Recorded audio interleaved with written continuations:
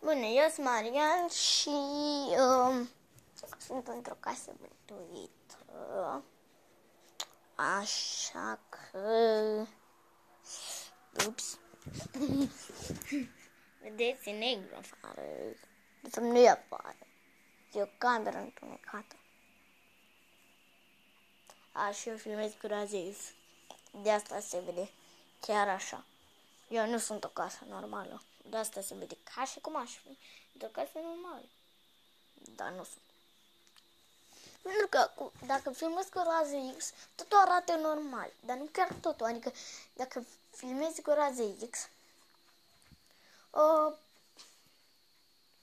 pur și simplu vezi fantomele.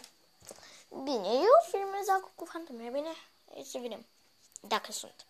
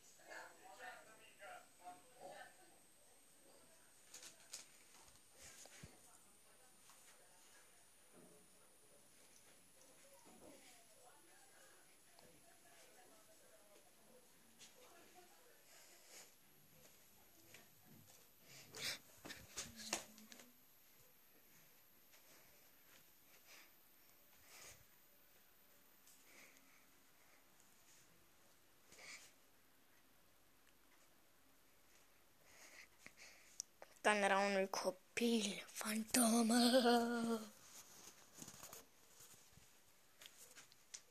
Ia ce lumină!